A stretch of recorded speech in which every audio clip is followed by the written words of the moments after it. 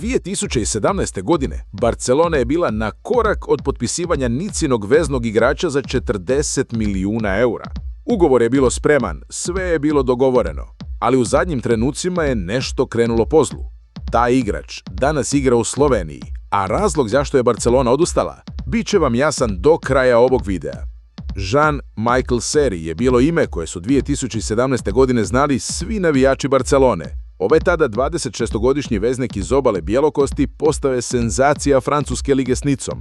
7 golova, 9 asistencija u sezoni, brojke koje su pristajale igraču vrijednom 35 milijuna eura. Barcelona je bila uvjerena da je pronašla naslednika Xavija. Zamislite da ste na vrhu svijeta. Sve što dotaknete pretvori se u zlato. Upravo tako se Seri osjećao u Nici. Svaki dodir lopta, svako dodavanje, sve je bilo savršeno. Seri je tijekom te sezone imao nevjerojatnu točnost dodavanja od 89% i prosjek od 2.0 ključnih dodavanja po utakmici. Ali ono što će uslijediti pokazat će koliko brzo se san može pretvoriti u noćnu moru. Sve je bilo dogovoreno. 4-godišnji ugovor pripremljen. Seri je pristao na osobne uvjete. Nica je bila spremna na prodaju za 40 milijuna eura. Ali kada je Barcelona u zadnjim trenucima pokušala sniziti cijenu, transfer je propao. I tu počinje pad koje nitko nije mogao predvidjeti. Što se točno dogodilo tog kobnog kolovoza 2017. Seri je čekao poziv iz Barcelone koji nikada nije stigao. Umjesto toga dobio je poruku da se transfer otkazuje.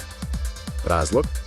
Barcelona u zadnji tren odlučila da neće platiti punu cijenu i tražila je od Nice dodatne ustupke koje klub jednostavno nije mogao prihvatiti. Za Serija je to bio emotivni šok koji će ga proganjati godinama. Čovjek koji je sanjao Camp Nou odjednom se našao zarobljen u Nici s gorčinom prema vlastitom klubu. Osjećao je da mu je Nica uskratilo životnu priliku zbog pohlepe oko nekoliko milijuna eura.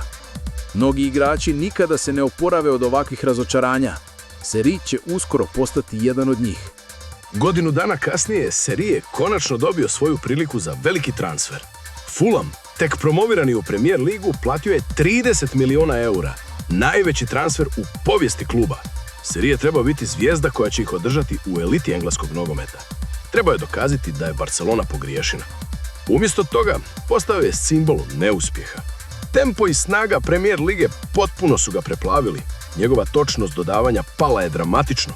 Gubio je lopte u opasnim situacijama, a navijači su počeli zviždati kad god bi se njegova slika pojavila na velikom ekranu. Ono što je bilo još gore, analitičari su primijetili da se čini kao da Seri uopće ne trudi.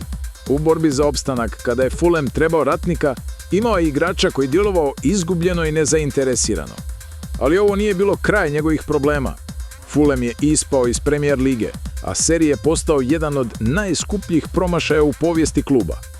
Klub ga je počeo posuđivati, prvo u Galatasaray, zatim u Bordeaux, očajnički pokušavajući pronaći nekoga tko će preuzeti njegov ogromni ugovor. 2022. godine završio je u Hull City-u, u drugoj ligi, daleko od reflektora i snova o Barceloni.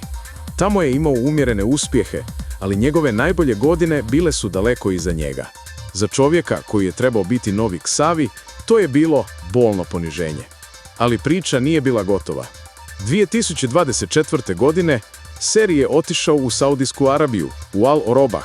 Novac je bio dobar, ali počele su ga mučiti ozljede. Problemi s gležnjem zahtijevali su operaciju i mjesece odsutnosti s terena. I onda se dogodilo nešto što nitko nije očekivao. Rojan 2025. godine. NK Maribor, slovenski gigant s bogatom poviješću, objavljuje transfer koji je šokirao nogometnu regiju. Jean-Michel Seri, nekada vrijedan 35 milijuna eura, potpisuje za klub koji igra u ligi sa dosta niskom reputacijom. Zašto?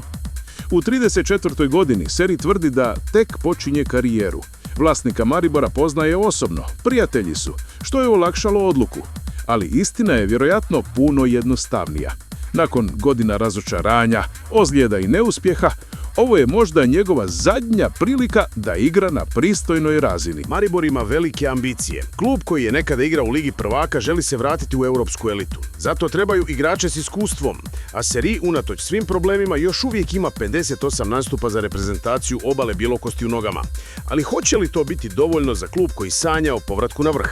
Nogomet je pun igrača koji su imali trenutak slave pa su nestali u zaboravu. Razlika je što je Serijev pad bio tako javan, tako bolan za gledanje. Od igrača koji je trebao naslijediti Xavija u Barceloni do nekoga tko pokušava oživiti karijeru i potvrditi svoju vrijednost u Sloveniji. To je pad koji govori više o suravosti modernog nogometa nego o samom igraču. Talent sam po sebi nije dovoljan. Trebate mentalnu snagu, prilagodljivosti, ponekad samo sreću. Trenutno se Seri još uvijek oporavlja od ozljede, trenira s Mariborom i čeka svoju priliku.